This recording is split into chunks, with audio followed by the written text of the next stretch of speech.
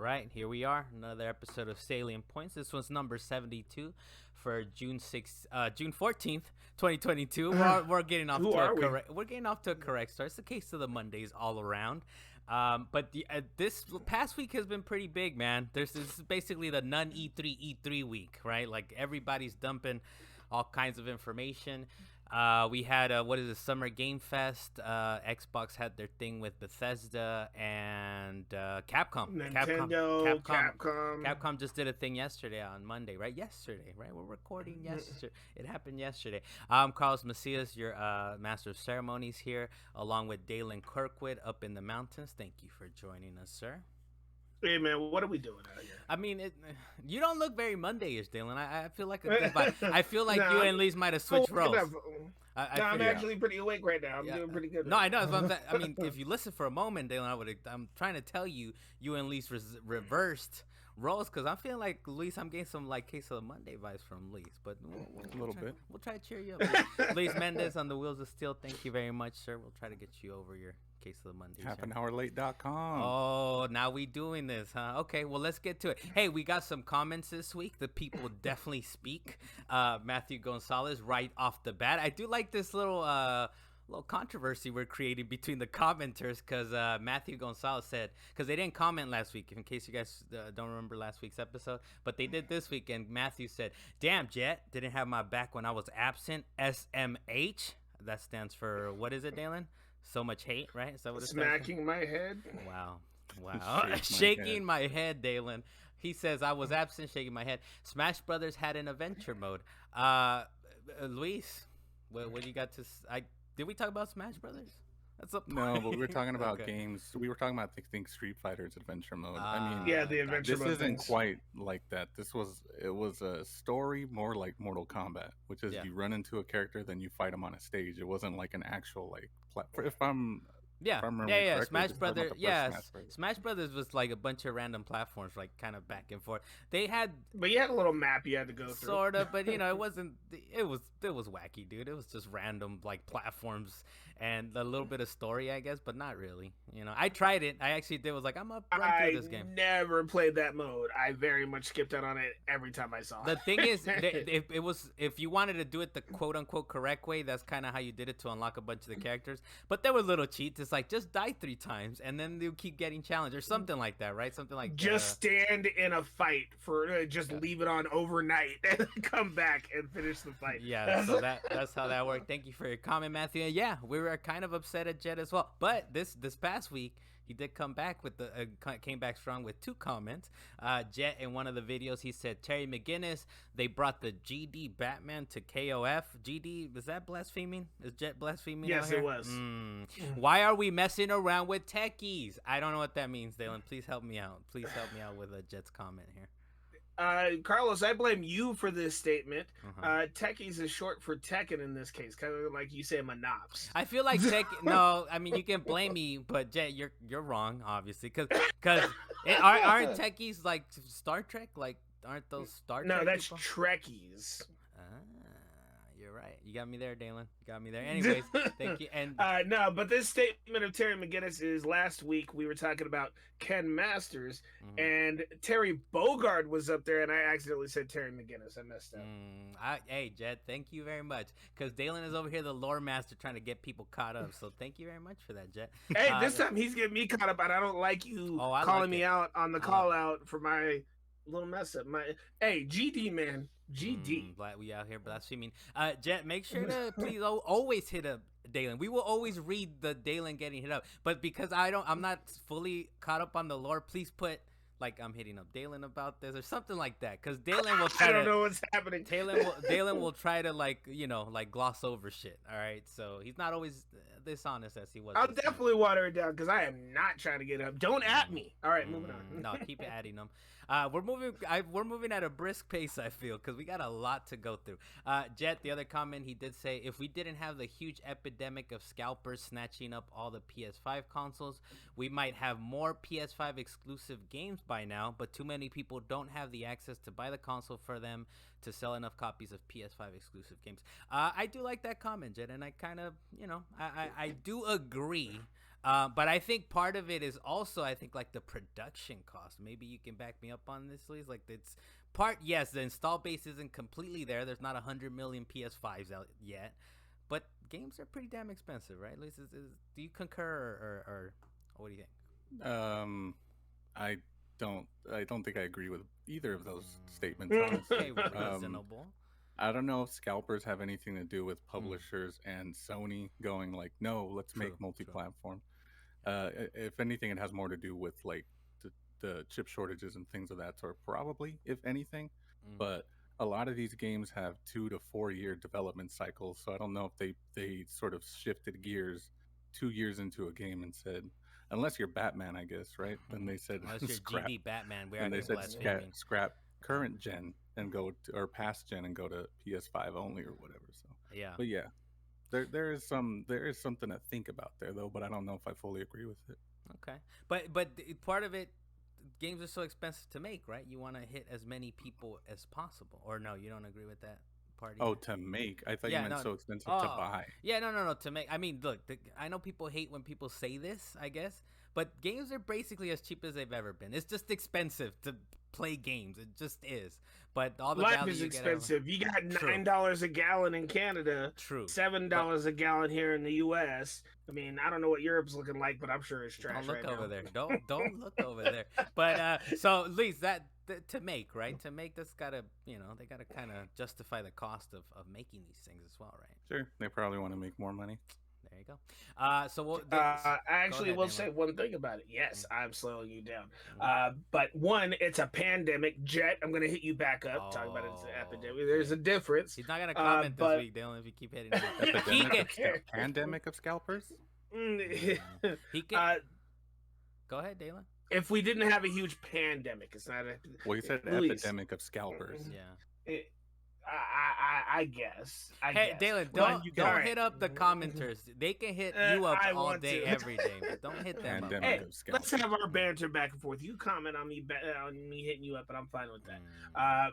But as in regards to the selling exclusive games, I think we'd probably have more exclusive games by now if other companies weren't buying up all these major companies. I think Xbox took most of the major companies and had a lot of the idea of exclusives going straight to their system. Because Xbox needed to catch up. Nintendo, they always have their own thing. PlayStation, they don't have very many, or they don't have as many large companies that they could have had if they weren't bought up by Xbox and some other people. So I just think that's the case. They just, it's just people got bought up for billions of dollars during this pandemic. So, so Jet and Matthew, thank you for coming, and then everyone else, go to YouTube.com. We got comms.com. Click through Where there. Are you? Get to the YouTube page, like, subscribe, all that fun stuff. If you comment, you're more than likely to get in here in this little smokiness. Always hit up Dalan. Remember, how do I hit up Dalan on this comment? And we'll throw you. Can you do it? I challenge. So we're gonna get right to it, Dalan. Like I said, Monday Capcom did have like a Capcom showcase. A lot of it was Resident Evil 4. Basically Resident Evil showcase for the most part. They showed some other stuff like Monster Hunter and all this stuff we don't really care about. But there is another thing you care about. But first and foremost, Resident Evil 4. That thing looks pretty as hell. And Leon most definitely moves and shoots. So that's confirmed that he's moving and shooting, and he looks pretty as hell in that game. I'm honestly just glad they left it third person. That's my main thing there. And on top of that, I'm hoping that they're going to be able to really keep it as, I don't want to say scary as the original one was, but the original Resident Evil 4 had some tension behind it when you were in the middle of doing all the stuff in that game. Because when you hit 5 and 6, the tension was gone. It was just basically bullets and explosions. Resident Evil 4, you actually had to think about turning a corner. Well, part of the I think intensity was the fact that you had to stop and look around, right? Like now you're able to kind of do both things. So, but as we saw in Resident Evil 2 and 3, the remakes of those, right? Like we said, it's like they can still be pretty tense. It can be still pretty nice. It's scary enough to do the item management on the fly, right? So it's kind of like, it'll still be scary, but I'm kind of like, that's the way that the game will be updated, right? Where we get a sense of like, okay, they updated, and they had to update the gameplay as well, not just Now you can run and shoot, but it's still the same game. We just kind of slapped some fresh paint on it. People would have bought it anyway. Yeah, I'm gonna grab this, dude. I wanted it in my life. I know it's the most modern of all of them, right? I think we mentioned that last week as well. It's the most modern of them, but still, I love 2 and 3. And this next thing, I know you guys didn't have too many thoughts on this, but finally, Resident Evil 2, 3, and 7 is getting their PlayStation 5, Xbox Series X upgrades. You know, that means we're getting 4K ray tracing. This might kind of interest me, especially I think to get like trophies on 2 and 3 that I didn't get the first time around. I'm like, I want to see them prettied up. I'll go ahead and grab that. So that dropped yesterday. So these games are getting some nice little PlayStation. I believe they're free too. I don't think they're doing any kind of shenanigans for it. The other big thing that they did mention was Resident Evil. I put Resident Evil 8, but I know people out there like to call it Village because it makes sense with the topography. I hope that's the correct word I'm using there, Dalan. But they did announce that Resident Evil 8 or Village/Village is getting. I see. I like that little like. I'm not sure if I could correct you on that. It's like I have no idea. I'm not going to. I got you. So they did announce that we're getting some Shadows of Rose DLC, what they called it. That's gonna be in third person, Dalan. You were just referring to like. I'm glad they kept it in third. They're moving Resident Evil Village into, or giving the option at least for third person for this DLC. Oh, I'm very much gonna do that in third person, or at least for Rose. I don't know about the rest of the game because I know they're updating the game to actually allow that to happen for the rest of the game too. Yeah. And I'm not sure if it's gonna have the same feel if it's not in first person. Yeah, that'd be interesting, right? I mean, like that's another thing. Was like, yeah, I'll go back and I think I'm missing some trophies on there. You know, I'll go tinker with it, like, and try the third person. So Shadows of Roses, apparently you have to play it in third. Maybe that's what it was, right? They're like, we're creating this DLC, we're forcing people in a third person. We might as well give them the option to do the rest of the game in third person. So that should be kind of interesting because the first. I hope they completed the model for Ethan. That way you can actually see his whole body. And it's not like half his back is missing or nothing. Fair point. That's a fair point. They're also adding the Mercenaries additional orders, and in this one you can actually play as Lady Dimitri. Did we get the correct pronunciations on the Lady Dimitri? The big lady that everyone was hoping would step on their necks. So Dimitris. There you go. Yeah, thank you, Dalan. So Mercenaries additional orders, we're getting that. Also, this one. Dalan, what is happening over there? There was a fly on my table. I had to murder it real quick. I hope you caught it, because are you going to be slamming Oh, yeah, it's dead. It's dead as hell. It looks like those are some bills, too, you smacked it down on, too. Like those. I did. Hey, well, you know, do you really need to look at the bills? Do you really need to look at them?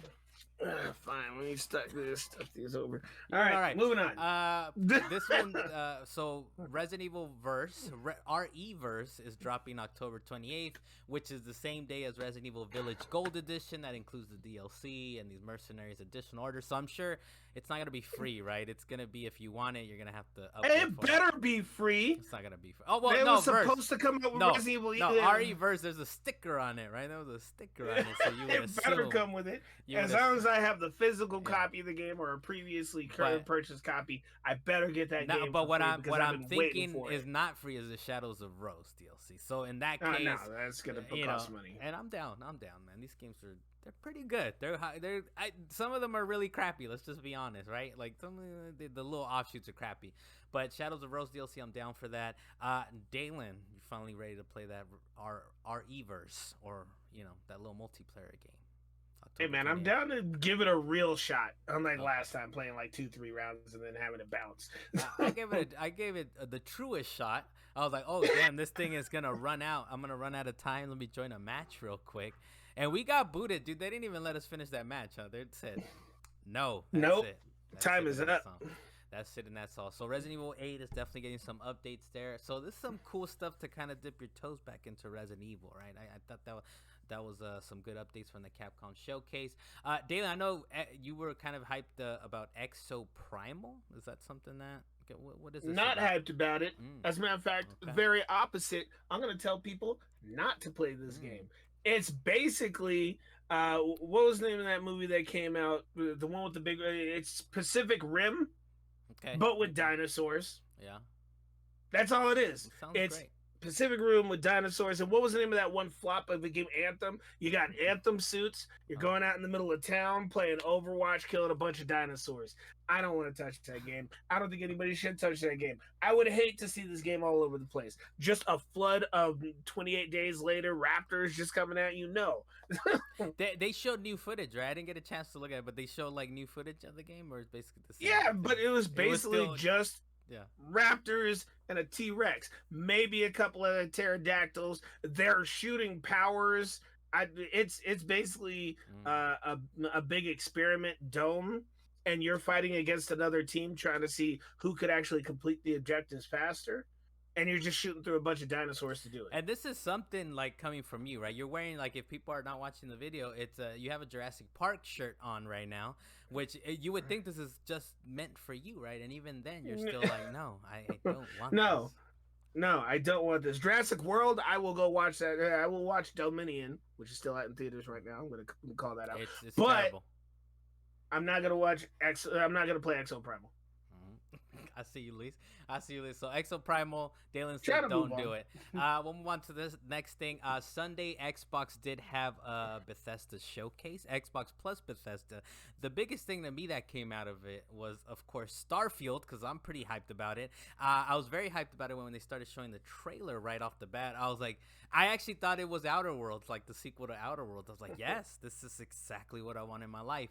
And that looks like Starfield might be, so I'm kind of hyped about it, but I don't know. And this is kind of this is from a headline that one of the Kotaku articles that they put up. It's like they actually put up a Starfield is way too big, and that's actually one of my concerns when I was watching this video, man, because now you can do dogfighting in space. And which was choppy as hell. It looks super choppy, but I understand the frame rate is maybe something that's closer to launch that can kind of get optimized and all that. And it's coming out early 2023. But that dogfighting, I was like, they're doing a lot. Not only are they doing dogfighting, but they're over here doing some straight up No Man's Sky bullshit over here, talking about there's gonna be 100 systems comprising of over 1,000 planets, and I'm like, you guys, they didn't design every planet, right? Like it's got to be somewhat like auto-generated or whatever, so I'm kind of auto-generated it and then spruced it up. I'm kind of not hyped about that aspect, but dude, Starfield, Bethesda, Western RPGs are my jam, Dalan. I know you love playing Husuna Makatsu or whatever that game is. I know you love your JRPGs. For me, I'm trying to figure out what the hell you're talking about. For me, Persona, Dalan, you like your Personas. We'll keep it simple. But Starfield, the Western RPGs are for me. They might be doing too much. I think they might be doing too much, but I don't know. Luis, what are your thoughts on what we saw from Starfield? Well, you have to keep in mind this is Bethesda, not 7 guys at one company. So I'm pretty sure they have the firepower to do this a little better, at least, hopefully. Mm-hmm. But I saw bits and pieces of videos, and I mostly saw screenshots, and it's definitely got my attention. It was something that I didn't think I would even consider when it was announced, but now that I've seen a little bit more of it, I'm definitely excited. Yeah, I'm definitely dipping my toes in this day one. I just those games are rough, dude. Like Outer Worlds and Fallout, they're super super rough. I love the wackiness of them, but I just feel like they might be doing too much. Now I do want to ask you real quick, Lise, like, yes, they have a bigger team than seven guys in the garage overselling the thing out of this, and Sony blowing it out of proportion. Mm-hmm. No one's stopping this man, Sean Murray. But it's a lot of planets, dude. I mean, even with like we look at Mass Effect that had a whole bunch of planets, right? It wasn't thousands of worth, right? And you were going amongst the sky and the sea and whatever you were doing. You still feel like there's got to be some procedurally generated stuff going on or something, right, Luis? I would assume. I mean, that's more of a creative decision, I guess. Maybe the game director, lead engineer, or something. But yeah, there's probably some sort of templatized system that creates planets based off certain parameters. I'm hyped. At least definitely got the case of the Mondays over here. Dalan. Trying to keep it short, dude. No, that's true. He's looking at the big old list of things. Dalan. My bad. You're right on this. What do you think? I was wondering if this game was going to be played on like a server so that it actually so that they could probably update planets later. I think that would actually be awesome. But I don't know if this game is like just a single player game or if it's multiplayer, because with as big as the maps are going to be, I'd rather this game be multiplayer. Yeah, I think it's single player, man, for the most part. I think they've even said that. I would have to find the quote, but I wanted single player. And dude, the part of the wackiness of No Man's Sky is the fact that there's random people hanging around and shit, right? I think that was overpromising out here, man. I just hope it's not a No Man's Sky. No Man's Sky upsets me. But I'm still super down, dude. Western RPGs, Bethesda, just give it to me. Just give it to me. This next one's for you, Dalan, as I was mentioning a little while ago, Hakuna Matasune. But it's not that. Persona 5, that drops October 21st specifically. They weren't specific about the other Personas, but Persona 5, Persona 5 Royale, Persona 5 Golden, Persona 3 Portable is coming to Game Pass. That's got you kind of hyped. Are you going to play through any of these, all of these? Through Game Pass?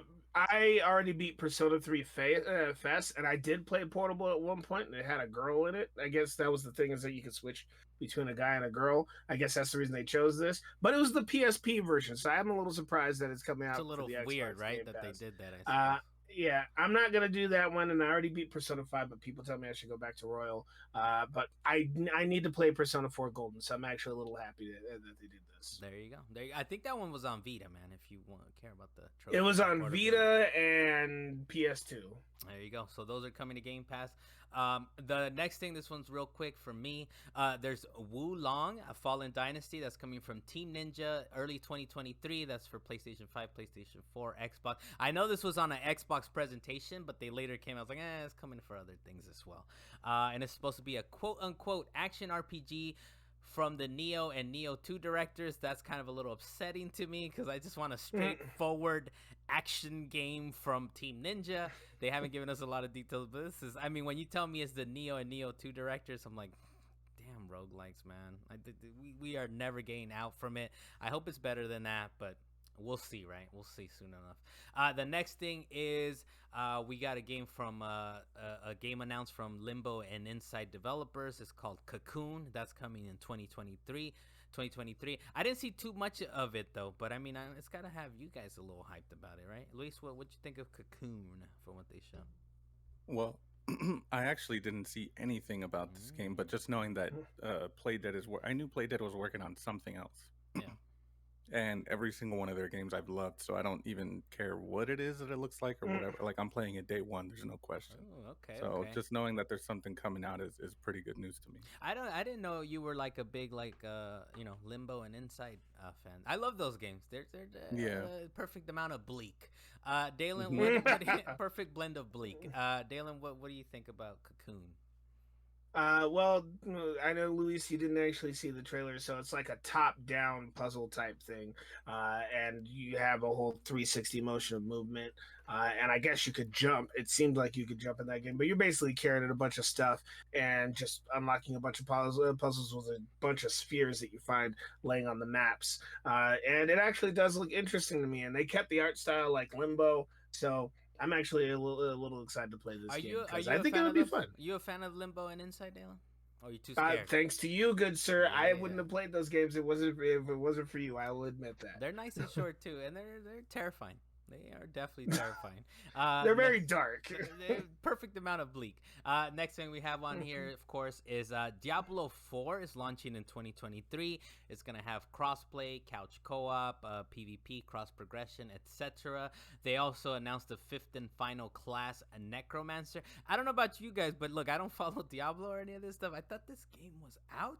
It's not out, right, Dalan? This game, especially because how they introduce it is like one final class. I'm like, oh, this game is out and they're adding a class, but it's not out, right? Diablo 4 is not out. No, one, it's not out, and two, Diablo 3 was the last one that came out, and it has a Necromancer in it. Weird. So it's a weird kind of like, let's announce it this way, right? Like, you can't, it's a little weird. I guess they're making the Necromancer available off the bat, which is normally not a thing for Diablo. Okay. But hopefully they don't go the way of what was the name of that online one that they last announced? Stupid Diablo Infinite or something like that. It was still terrible. Oh, Immortal, the mobile game. Immortal. Oh, we're gonna talk a little bit about that one in the quote unquote quick hits. But yeah, Immortal's out there definitely. This is causing a lot of controversy. But you're pretty hyped about this Diablo 4. We tried 3, right, for a little while, and then we just kind of. Oh yeah, we played 3, and then Ricky came in. I'm gonna call Ricky out for this. You blew through that game, and I could not follow.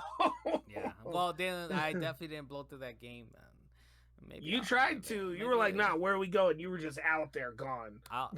We'll see. Well, maybe we'll play it now. Diablo 4. We'll stick with the group. Stick with the group. Next thing that got announced at the Bethesda Microsoft Showcase is Grounded. Is finally getting Grounded 1.0. I think this game has been in like early access or something for like months and months. I feel like it's been years or something. I believe it's Obsidian, but maybe you could correct me on this, Lise. An Obsidian game. It's finally coming out September 2022. Version 1.0, because they've been definitely out there for a little while. But what are your thoughts on Grounded finally getting the 1.0 treatment, Lise? Yeah, so it is Obsidian, but I didn't realize this game was out for that long. But and technically, it's out on Game Pass now, but it's still like what's it called? Early access. Game preview.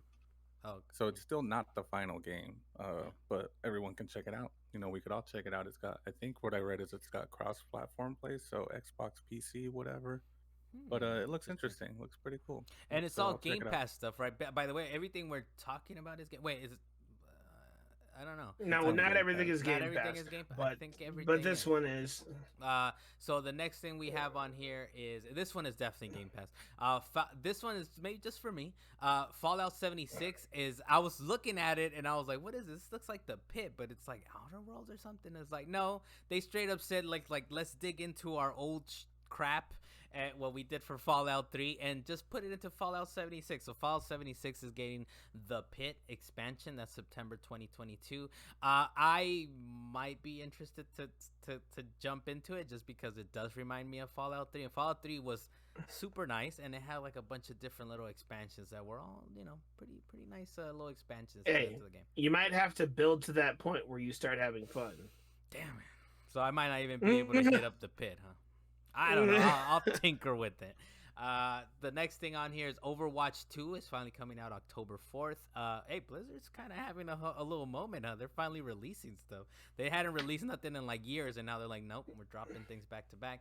Overwatch 2. Well, they had a lawsuit on their hands. Yeah, but I mean, come on, man. They could drop they products. were still developing during the time. They still, I think they still had a They chance. were developing problems. Okay. No, they were fixing problems.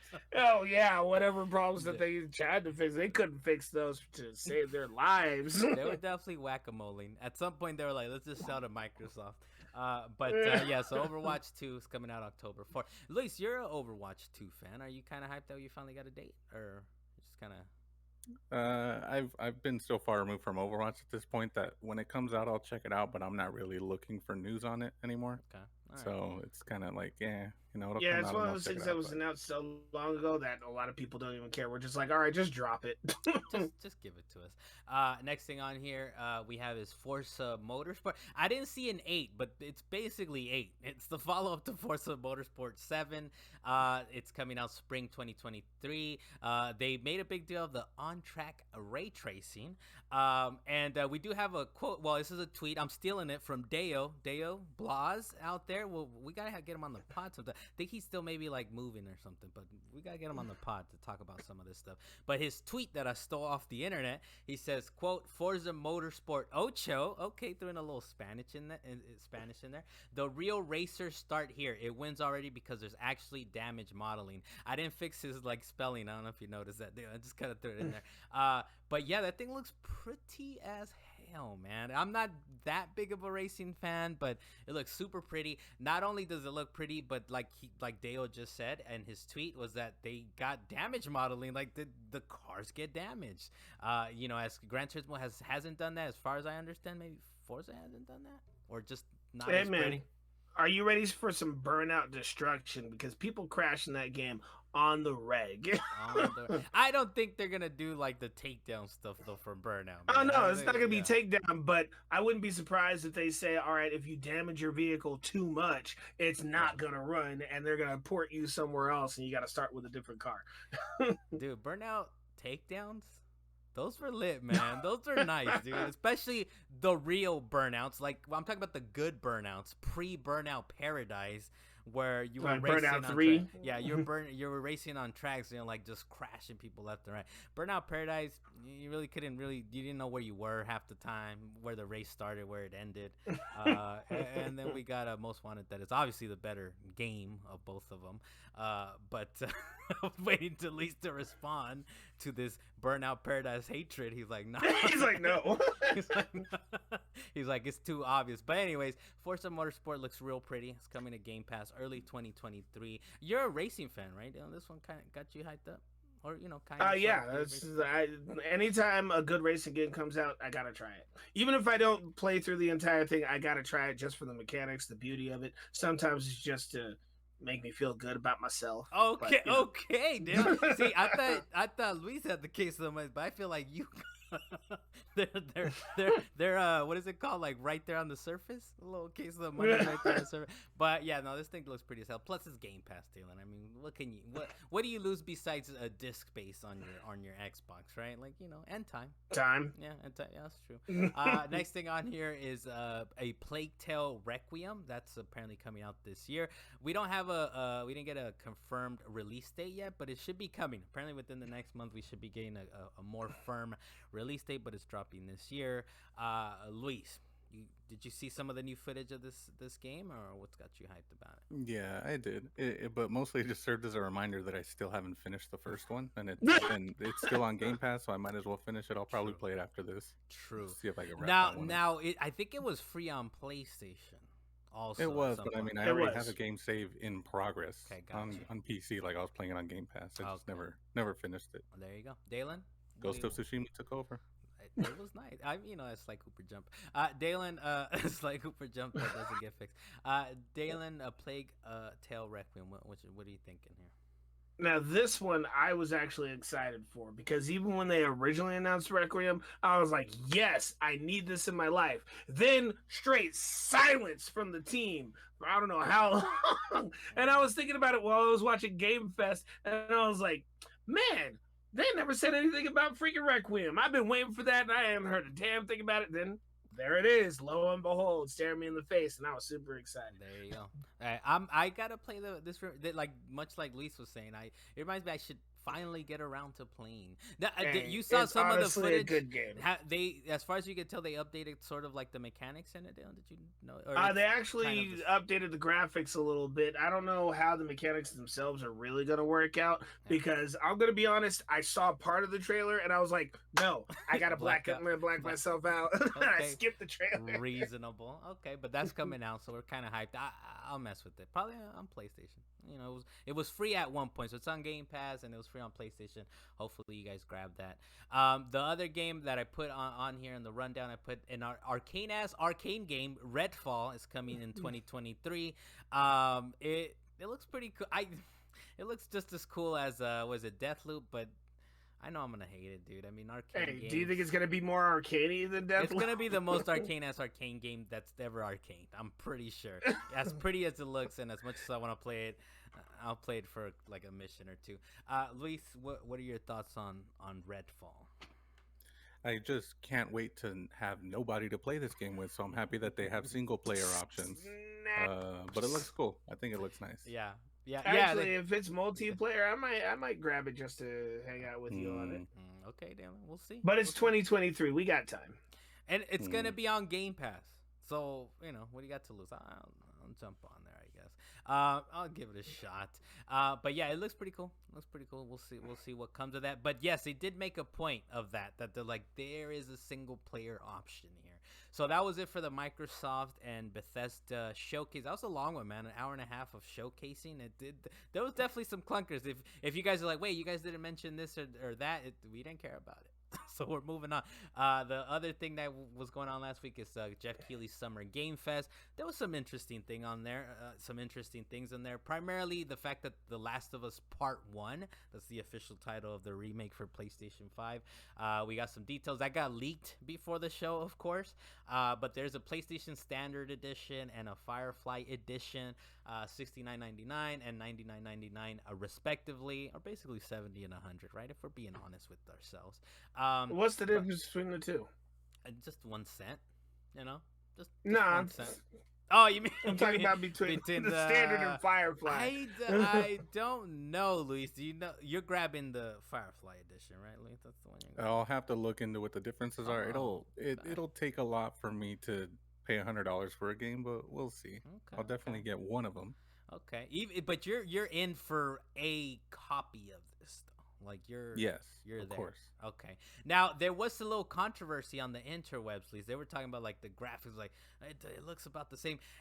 And I didn't get the tweet. I should put maybe there's a lot of info, so maybe it's good I didn't get the tweet. But I know there was someone out there that was like, "Oh, okay, we'll blow it up, put it in 4K on your big ass TV." I'm like, "Yeah, but that's kind of it would come out blurry." That's like playing Destiny 1, the original one, on PS5. Now it's gonna have that generous lathering of Vaseline. It's gonna look blurry as hell. Well, what I'm saying, Dylan, is I think people were looking at it and it was streaming and it wasn't the highest fidelity of it. So in that case, if you actually look at it, like how it's supposed to be looked at on a beautiful OLED screen or whatever it is, it's gonna look great. But like just kind of on a quick pass, it doesn't look too different. Or do you disagree, Luis? Do you feel like there's disagree 100%. I mean, I think a lot of the shots people are comparing it to, I think people forget that those cutscenes were all pre-rendered and looked considerably better than the actual like real-time footage of the game.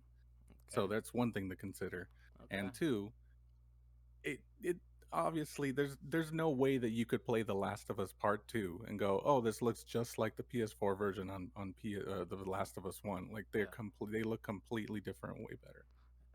That's I had to throw you a little softball there, Lisa. Throw you a little softball, but but is that enough though for you? I guess what's the main attraction to? Is it necessarily the graphics or more like gameplay improvements? I guess for this remake. Well, I mean, there are going to be some gameplay improvements, so I'll be keen to check those out. But it is really like almost immediately on the first like shot of the game when I saw Joel there, I thought, holy shit, imagine if the first one Joel looked like this.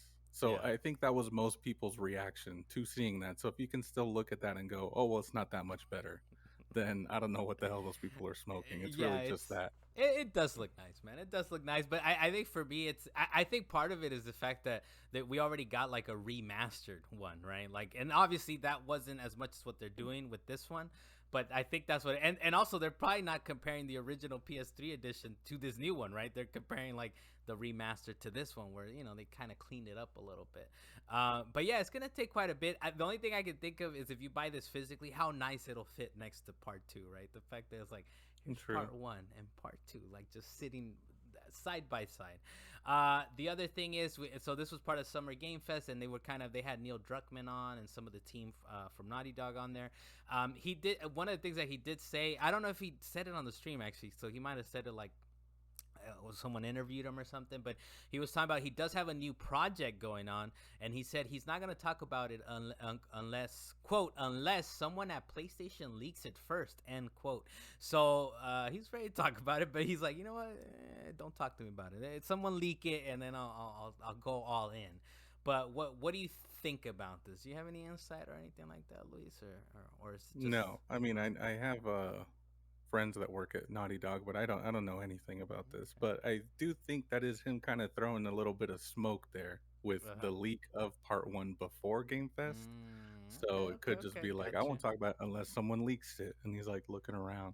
Okay. But I'd prefer it to be that way. Just announce it when you're ready to talk about it. Yeah, I mean that's kind of how it should be. There's like too much buildup sometimes, and these games are just game delay. I mean, look, you still have Dalan hyped about the Prince of Persia remake, and they said, "Yeah, Dalan, nah, we man, got why you. You gotta bring that back?" They're like, that was a sad moment. In my they're life. like, "Yeah, Dalan, we got you. A year and a half into it, they're like, Dalan, We don't know what we will bring this to you. We just don't. We don't got you anymore. The next thing on here, I thought this was kind of interesting, but apparently there's the Last of Us standalone multiplayer game will be quote as big end quote as Naughty Dog's single player games. It's going to be set in San Francisco, have its own story. So that it's going to have its own story as well. That is some of the. Does this have you hyped, please? Because what was the one the original one? It didn't really have much of a story, right? I mean, it had a nice kind of multiplayer third-person action. You played the heck out of it, Carlos. It was I played a little bit. Like, I didn't get survival. I didn't play too. What you had to upkeep your camp, get food, and keep survivors or something like that. But it was kind of like in the meta, right? It was just kind of like stats or something. It wasn't like how they're saying it, as big as a single player. Now, how about this, Luis? Do you think they're like blowing it up too much, or do you feel like it's gonna be legit, like how they're kind of, Well, no, I don't think so. I mean, I've yet to see about it. I mean, they have blog posts talking about it, but I think now it's a little more understandable for people for why they decided we're not going to launch The Last of Us 2 with this. It's way too ambitious. Like they said that years ago, right? 2 years ago or something. Yeah. So now it's sounding like more and more that it was a very valid decision to put it off and actually make it match up the vision that they had originally. So that's what's got me excited about it. Okay. Now to you, dude, I'm all about the campaigns, the single players, but you like playing a lot of, like GTA, right? That's part of it is, the online aspect to it, but there's like stories, there's like legit content, which pisses me off because I want to play, campaign stuff just by myself. Would you rather them like say just work on Last of Us 3 or something, a wholly original campaign game, or you're kind of okay with, hey, we're giving you this big multiplayer game and it's have story aspects of it? Are you would you rather them have said like, let's just go on to our next big campaign game? No, I mean, I have full faith in whatever Naughty Dog is doing, and if they put in some campaign here, I'm not gonna and I don't like it. It's not. I don't feel like I deserve, Last of Us 3. I don't feel entitled like that, Carlos. Like for GTA 6 or something. Stop. Hey, Dalan, put the camera on me, please. Stop logging into GTA 5. Talking to Luis as well right there. All right, so we got some nice little Last of Us stuff. Dalan, for you, they also showed some Nightwing footage from Gotham Knights. How'd you feel about that, man? How was that footage that they showed off?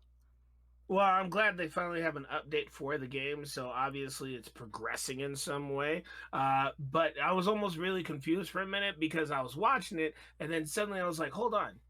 When did they make a black Nightwing? I don't remember this ever happening. But then I was like, you know what? They probably have it in some comic book that I haven't even read. And then there were like 7 other iterations of Nightwing in different costumes. I was like, oh, they just made a whole bunch of different skins. And I bet you they did that for everybody. And I'm just waiting for it to, they got some 2-player going on in it. They had Batgirl in there for a minute. Let's so it's still...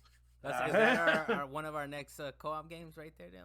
Hey man, when that drops, yes, let us do it. I'm hoping it's a 4-player co-op because they got all 4 characters. Dalan, they said it was. They said there was 2 players, right? We just talked about it. I think the last. I would hope that it'll be 4 players. You hope they lied to you, confirming that it's only 2 players. You hope that they're lying to you about. I hope they changed their mind. Yeah, I mean, it's just a quick couple of lines of code, right? Lisa, you get 4-player co-op, right? I'm sure that's how it works. The next thing we have on here is Teenage Mutant Ninja Turtles Shredder's Revenge is coming to Game Pass. It's gonna have 6-player online, and that beautiful local multiplayer as well, and it's dropping in a couple days, in 2 days from now, from when this podcast publishes. Dalan, we are getting down with this game, right? I believe Jet was excited to even know it was a thing. So we got. But I'm gonna get it on Switch. What? Well, I mean, that's fine. Play it on Switch all you want, but it's on Game Pass, right? So. Oh, okay. We can do both. All right, I know. We're gonna play it, right? Get Jet on there. Deo said he's down. Samir in the chat, with a little shout out to Samir. I'm sure my brother is down to play, so we might have a full squad. Luis is gonna join us as well. He's like, never what? Said that. Damn. Hey, no beat 'em up Ninja Turtles, man. You don't want to do it. It looks good. It looks like fun. I'd rather play a real story game. Oh, would you rather play Streets of Rage 4 with their with their freeze frame pictures and drawing. I don't know how you got Streets of Rage 4 out of that, but sure, maybe. He really look, I get what he's saying, but look, it's dangerous playing with Dalan. He plays a dangerous game, dude. He's throwing like grenades all over the place and shit. It's friendly fire too. So hey man, get out of the way. So definitely, I'm super hyped about this, man. It's finally coming out. It's been a long time coming. The next thing we have on here is we got some more info as far as Outriders Worldslayer content. They said we're getting more weapons, more bosses, more abilities. That's more story. That's dropping June 30th, so that's in a couple weeks. I'm down for it. If it's a part of Game Pass, of course I'm down. If I have to pay for it, hey, we have a problem. Is that we haven't even beaten the first like the original base game. Yeah, we haven't beaten it. We got to go back and finish it. That's true. So we got to go back and play that. And it was a pretty good game. So I'm interested to see like what they do with the abilities. Destiny, we love Destiny, but it takes forever, right? And they just do like little subsets of the you play classes, for like a week and then you're done and you got to wait. So I want to see how Outriders does it specifically, right? If it's like really big new abilities or is it little subsets? Anything else on that, Dalan? We can move on to the next one. I'd say let's go. Let's do it. All right. There's Fort Solis is announced as well. That's going to be starring Troy Baker and Roger Clark. Luis, what's got you hyped about this one? Or is it just the fact that who's tied to it? Well, first and foremost, yeah, Troy Baker and Roger Clark. But I did check out what they called the gameplay trailer. I didn't see much gameplay in it, honestly. It looked more like a teaser / maybe story trailer. But it does look very moody and horror sci-fi-ish. So it looks really nice. I'm excited to see more of that one for sure.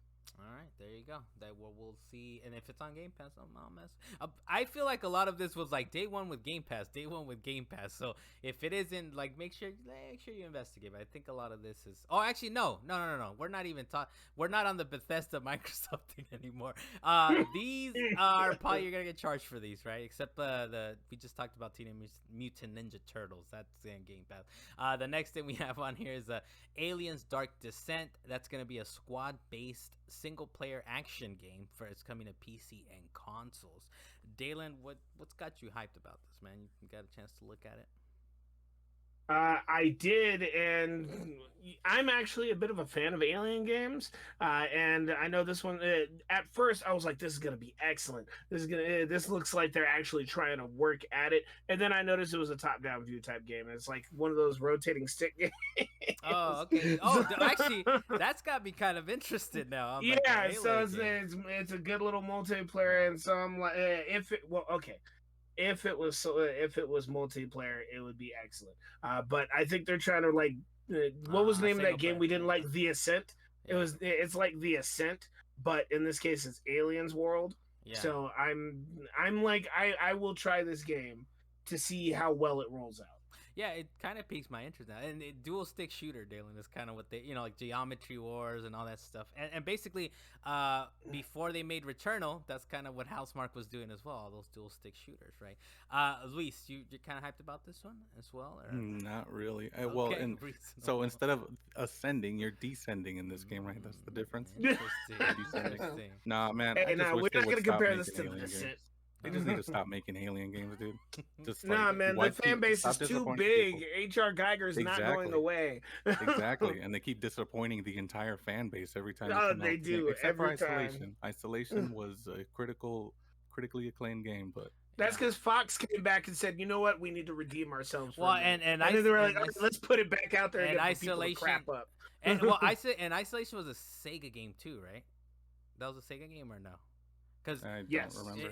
So Isolation, Sega has like a track record of one good game, one horribly terrible game, like horrible game. What was the other one that they made, like Aliens something Frontiers or something like that? It was just the worst. Fire Team or something, right? But yeah, Aliens Dark Descent. I'll tinker with it. I'm a sucker for dual stick shooters. I kind of like those. Next thing we have on here is we did get a first look at the Modern Warfare 2 campaign gameplay. A lot of it was kind of like some impressive rain effects, some dynamic levels, and a lot of stuff going boom. One of the key little things that I saw coming out of the coverage for it is that people are wondering if you could lower the quality of the fancy water tech to get an advantage, and that's kind of like the quote off for Eurogamer. The thing that made it funny to me, that specific like point, was that people are really out there. I don't know if they still are. I would assume they still are, but people back in the days were like lowering the graphics of like Quake 3 Arena so low to gain an advantage. Is like, I want to be the fastest, nasty looking polygon characters on screen because I can, react so fast to it or whatever. So I kind of like that that's still sort of a thing that people are thinking about. It's like, I want the least amount of graphics with the best graphics card just to like be amazing at this game or whatever. But what are your thoughts on this, Dalan? Whether it's the what we saw or I gotta say, when I knew that Modern Warfare 2 was coming out, I was like, I might just pass on this one too, because it's another Modern Warfare or another like Call of Duty type thing. And then I saw it, and I was like, ooh, I might have to play this one. Like we've been telling you, right? Like we've been telling you. But your statement about people actually reducing the graphics, even though they're reducing the graphics on their side of the screen, they're not reducing it on the other people's screens. So even though it looks low and polygony on their computer, on the person they're fighting against, they're like, why is this person glitching all over the place? Well, Luis, I'll ask you, is it glitching or it is an advantage, right? Or like you make the game smoother, right? You're speeding up for yourself, whether it's for the other person, who cares?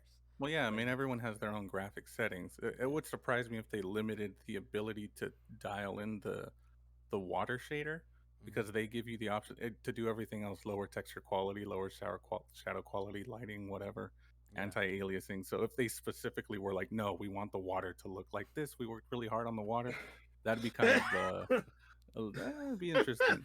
But we worked really hard on the water.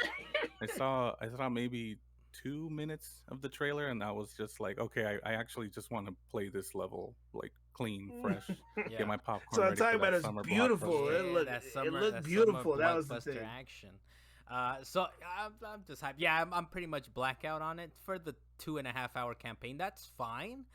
That's fine. Then I'll go into multiplayer and jump in with the rest of you guys. One of the other little key components that came out of this was that the cheapest so this game is still coming out for PlayStation 4, right? And the old Xbox and all that. But apparently the cheapest you can get this game is the, now standard quote unquote next gen version at $70. Even if you want the PS4 version, you have to buy the cross-gen bundle, which I didn't look up the price, but I doubt that's included in the $70. So if you want a PS4 copy of this, you're gonna have to go that extra mile, that extra charge for it.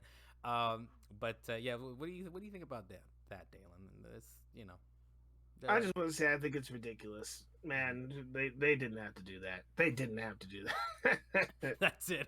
That's it. Luis, is that a similar statement here? Somebody's got to do it. Somebody's got to start pushing everyone to current gen. So I'm glad it was. Who is this? Infinity Modern Warfare or Raven?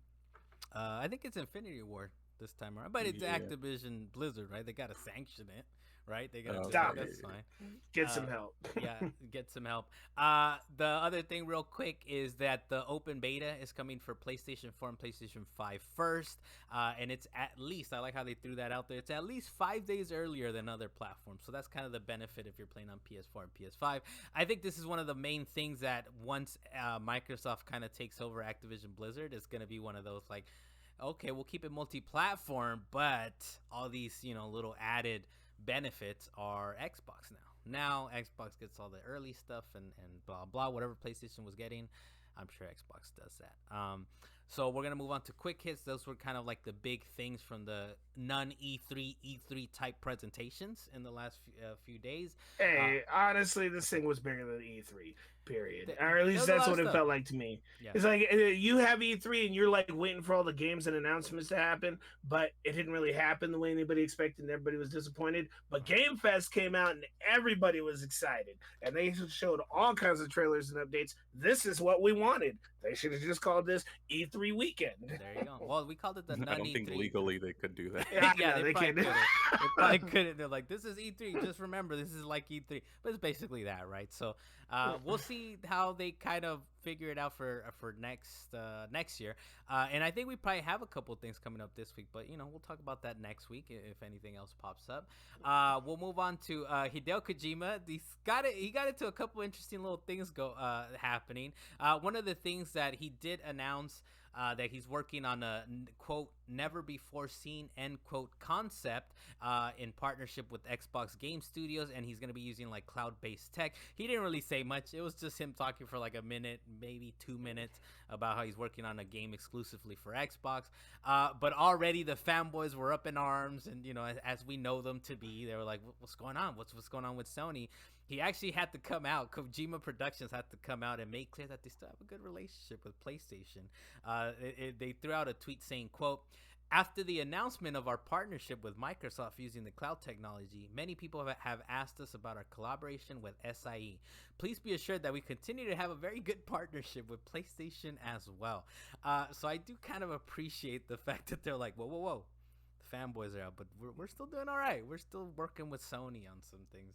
Dalan, what do you think about that, man? What do you think about Kojima Productions? I just thought it was funny that people were like, all right, he's working with Microsoft. Oh, wait, he's no longer allowed to touch Sony now? Like, no, that's not how that works. That's true. I'll take a blank check for whoever, like whenever, like sure. Hey, people jumped to conclusions on this one fast. Yeah. Well, fast enough to they're like, we need to release a statement out here. Luis, what do you think about this, man? That they kind of came out with the statement. I mean, I think it's a valid question / concern if they're saying that it's exclusive tech with Xbox and this and that, but I guess just double checking to see if they've announced like a console exclusivity or something, if it's just this game or whatever. Yeah. But yeah, they're like, Kojima, Microsoft. Wait, you good? Yeah. Well, we're doing all right. I do. And I do like the Kojima Productions. He kind of went out on his own after the whole Konami thing happened or whatever. And this is part of it, right? Like you go out and make your own company, you have to make money, right? You have to bring some money into the studio, right? So it's like, Microsoft, what do you want to give us a blank check to do this? Or we're going to do Death Stranding for PlayStation. We could do whatever we want. This is kind of like he's in a good position, right? But even still, you got to answer to somebody. And apparently it's the fanboys. This other one was a little more, this one was interesting to me because so that was one. And then another thing that they got into was the fact that there's kind of a horror project that Hideo is supposed to be working on. It's called Overdose, and it's going to be starring Death Stranding's Margaret Qualley. But the thing with that one is that it was getting reported, and actually the company got in hold of the journalist or the reporter, and he said, quote, "As a big favor for Hideo," end quote, like, can you delete the story? And it's crazy because usually they say we don't answer to news and speculation or whatever they call it, like they straight up confirmed it by saying, please delete that as a favor for Hideo or whatever. So I thought that was kind of interesting. That's some reporting on Axios. So what do we got? Axios, Bloomberg, respected outlets out there. But Axios is basically saying, like, how do you confirm something like this? You confirmed it just by saying that. But Luis, what do you think about this wackiness, this little situation? Yeah, I mean, I guess people then start connecting the dots between that and what they announced in partnership with Xbox, and it could be, related. But everybody at this point should know when you ask anyone and delete something off the internet, it just blows up even more. So, like, why even try? That's why people come out and say, we don't even acknowledge rumors, blah, blah, whatever. Because then there's at least still the speculation versus confirmation. But or you could go back and be like, how is it delayed? We didn't even announce anything. How do we delay something that we didn't even announce? So I love how they went about this crap. Like, they're like, please delete the story as a huge favor. But I like it. So it's out there. So now we know there's an Overdose game coming out at some point from Kojima. The next thing we have on here is we talked about Diablo 4 a little bit, and as we mentioned earlier, Dalan, is the game Diablo Immortal. The developers are trying to distance Diablo 4 from Diablo Immortal. They actually came out and made gave out a quote. Adam Fletcher, who is Blizzard's global community lead, and this is via Kotaku. He said, quote, Diablo 4 is coming out as a full-price game built strictly for PC and console audiences, and this was a response to a content creator, Gothalion. Quote, the game is huge and there will be tons of content after launch for all players. Paid content is built around optional cosmetic items and eventually full expansions. So it's kind of funny, right? Like, I don't know how you feel about this, Dalan, but for me it sounds like don't worry about that. We're giving them a shitty game over there. The mobile guys are getting something crappy, something that it's not a console experience, right? It's we're just giving you cosmetics here. We're Rocket Leaguing it for you guys. But what do you think, Dalan? Do you feel it's enough of a distinction, between 4 and Immortal? Well, I hope so when the game drops, because I said it before and I'll say it again. That was a terrible game. It's just period. Immortals was a terrible game, and just the whole rollout, they took a lot of flack. Everybody was waiting for a good Diablo. This is what people wanted, and this is not what people got at the time. Well, I think the mistake was that they announced it at the Geek Fest, right? Like at BlizzCon, dude. At BlizzCon, they were waiting for a AAA game, but instead they got a little mobile thing. Yeah, I think if it was one of those things like, look, we're working on a mobile game, it's gonna come out sometime. Don't worry about it. Like, if the core, don't worry about this game. But from what I understand, I think Luis mentioned it last week, right? It for what it is, it's a mobile game. Like, it's what do you expect, right? Mm-hmm. I hope I'm not putting words in your mouth, Luis, but it's I think it's one of those things where it's like, maybe the announcement and the rollout was a little questionable, but I think it's fair to say, like, this is a mobile game. This is what people expect from a mobile game. And a lot of times these mobile games are live, right? So they get updated and they're getting flack for shit. Like, it's going to take me $100,000 to upgrade my character. They'll rein it in a little bit, they'll figure it out. Yeah, so that's for that. They're kind of trying to distance Diablo 4 from Diablo Immortal, which is kind of funny, right? That it's kind of in the same franchise. But they did say about Immortal, they said it's, quote, their biggest launch in franchise history, end quote, with 10 plus million installs. So, Luis, what does that tell you, I suppose, as far as, people are liking Immortal? What that says to me is that consumers can complain and this and that about whatever and in-app purchases, but at the end of the day, they're going to download this free-ass game, which is why Blizzard doesn't budge on these things. Yeah. So you could say whatever you want about the game, but you're probably going to check it out. Yeah. At least install it and see what it's all about. Yeah, so if they could get 1% of that, 10% of that player base that initially installed it, then they're good. They're doing all right. So. Yeah, there's the barrier of entry is low. Is low enough, right? To where it's like, it's free. What do you want from us? It's free. Give us a couple dollars. And of course, they're searching for those whales. They're searching for people, paying hundreds of dollars, thousands of dollars a month that they drop in this game, right? But it's kind of like, based on what you're saying too, it's kind of like, if people hated it, they shouldn't install it, and then they have to figure out, how do we make this game appealing to people? Maybe it's because we're asking too much on the money front, right? Or whatever, but it's free. It's free as hell. Dalan, what are your thoughts on the fact that there's 10 million installs of this game? The part that I'm focused on is the biggest launch in franchise history, and that's specifically because it was free. All the other ones, you had to pay real cash money. Of course it's not going to be as large. So I'm still thinking that Diablo 2 is probably their biggest game here. Well, and like they said, right, this is a full price game built strictly for PC and console audiences for Diablo 4. That's not what Diablo Immortal is, apparently. So there's a lot of controversy. I like it, though. I like it. The other controversial one, this one I really like, though, because apparently the fans, we talked about it a little bit last week, I believe, that the fans were all up in arms from what they saw from Sonic Frontiers, and they were like, this is terrible. They were hoping it gets delayed. They're trying to do the Sonic the movie thing, right, where they're like, that got delayed, it got made better. But the Sonic team boss Takashi Iizuka, he said, he straight up said no. He said the public, quote unquote, don't understand the new format yet, so they're not planning on delaying it based on fan feedback. I don't know what we don't understand, but I'm willing to see more. But from what we saw, that's looking a little questionable. Dan, do you think they're doing the right thing of whatever? we're still. Well, I'm pretty sure that their idea for making Frontiers is to make this large open space for you to really open up Sonic speed and really book it through these fields. But that's not all we want to do with Sonic. It's nice to have the open space to run, sprint, slide, duck, jump far distances. But if you don't have anything to fight, it's just a running simulator. Yeah. So well, they're not. They don't care what you think, Dalan. Apparently, the Sonic team is like, whatever. You don't know. You just don't know what we're doing out here. They should have done a better job of like letting us know. That's how I feel about that. But I guess we'll find out in the next couple months or the next few months before it drops. Is it this year? They didn't do a release date for it, huh? So no, they didn't do a release date. So they can't really say, oh, they delayed it. Of course, it's like, well, how do we delay something we never announced? We never announced a release date.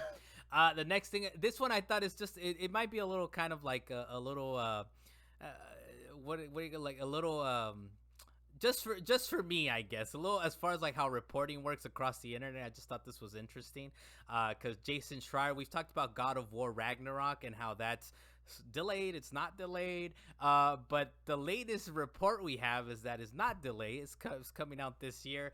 Jason Schreier reported on it. He did throw out a tweet saying, quote, despite widespread rumors, Sony's God of War Ragnarok was not delayed to 2023. According to people familiar with the project, video game development is turbulent and the game could very well slip again, but as of this week, it's planned for November. And these widespread rumors were actually like a report from VGC Video Game Chronicle that we also kind of like. And they threw out a tweet after Jason said this, and he said, quote, following reports that God of War Ragnarok has been delayed to 2023, a new report suggests the game will release in November. So I like the trickery in the words there because they're basically saying they were not rumors. Someone told us this game was delayed, but here's a new report from Bloomberg. Telling us, no, it hasn't been delayed. I still stand by this thing is getting pushed, man. This thing is getting pushed, all right? And also, I feel like, yeah, they can have all the, all the ideas and the best, intentions in mind, but we'll come around in a couple months and they'll be like, this thing is getting pushed. Next thing out on here is that PlayStation Plus Premium did go live. So a couple of the games that kind of piqued my interest is Returnal, Tetris Effect Connected, Wonderful 101. I've never played that. That did come out on the Wii U, I believe, originally. And it did confirm that the games are going to be running at 60 hertz.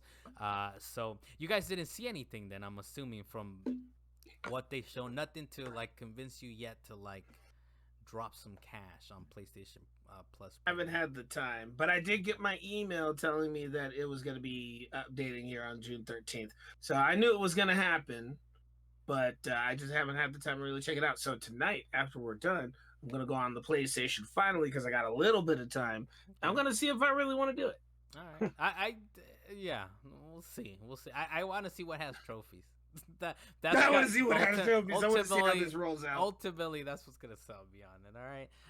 I want a notification to come up that says you have stacked years of PlayStation Plus. Would you like to turn one of those into Essential or Premium? I would love to see that happen. Yeah, those emails have been coming out strong, dude. Sony never emails me. All right, they don't even know I exist. Yet they have this whole new system that things are running at 60 hertz, and all of a sudden they want to email me left and right.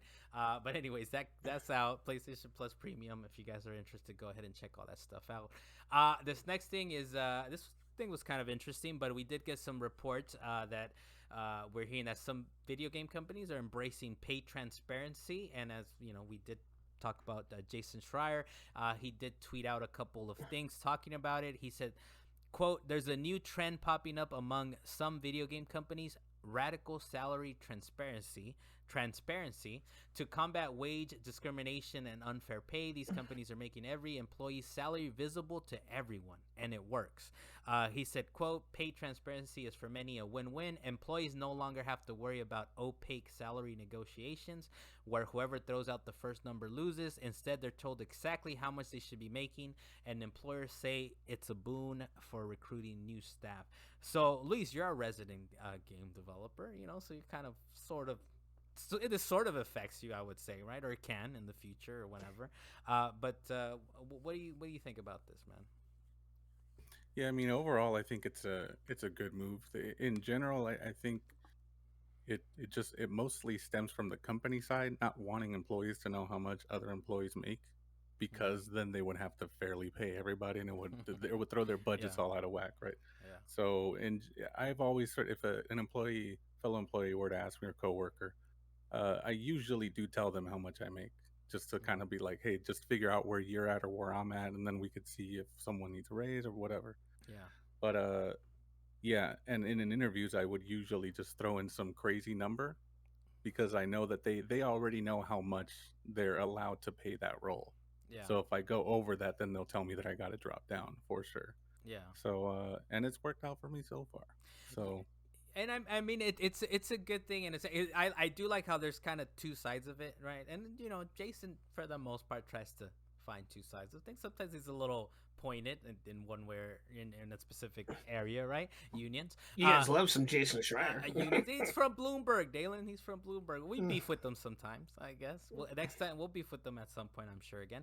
But I do like how he points out both things, that it's for employees, it's a good way to see, like, oh, okay, this is the range, the pay salary, and for the employers to be like, well, we want people to come in, like, we want to throw in a number that is fair, and that people see it, right? So it's like, yeah, I want to go to work there, and because I know how much I would be making. To your point, a lot of it is, the employers don't want it because it kind of takes away their leverage, right? They're sometimes when you're negotiating, the person who has more information wins, right? Like, so they obviously have all the information because they're like, we know how much we can pay for this, because they all have a pay range, right? It's like, okay, if we're paying too much, that's just out of our price range, and like you mentioned, it throws their budget out of whack.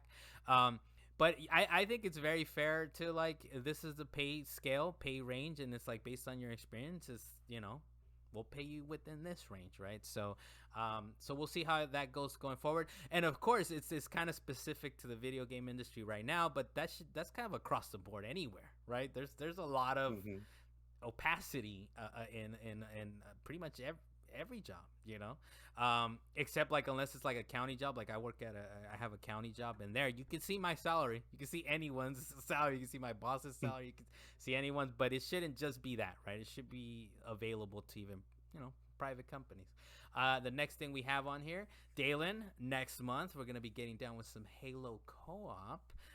But you need to be registered to Halo Insider, so they're going to do a beta for people that are registered to Halo Insider.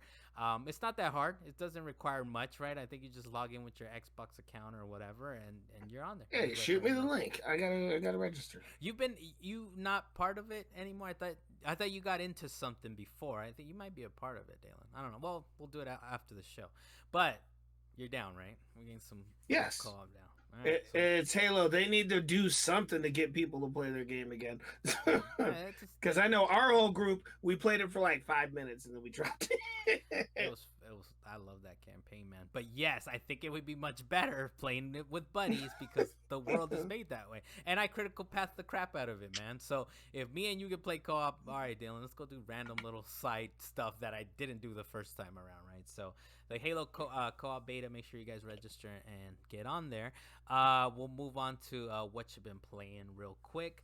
Am I the only one that played anything? I believe. I don't know if you. No, I actually did play something. But real quick, I did play the Quarry. I know we've been waiting on this one, so a couple like quick thoughts on the Quarry. It's basically the next big super massive game, since the last one was what was it called? The Underwater? No, it wasn't called Until Dawn. I loved it so much that I forgot the name of it. But it's their follow-up, because they've been working on this anthology, the Dark Pictures Chronicles. And right away, Dalan, you see the quality. You see, like, the higher quality immediately in the models and the way that the sets are and all that stuff. You already see it. It's still a little far from what you get from Quantic Dream, and Quantic Dream is just like top notch, dude. Like, top notch. Even them, like, some of the animations are a little funky sometimes, but for the most part, those guys are really, like, at the top of the like, they're the best. They're the best as far as this is concerned.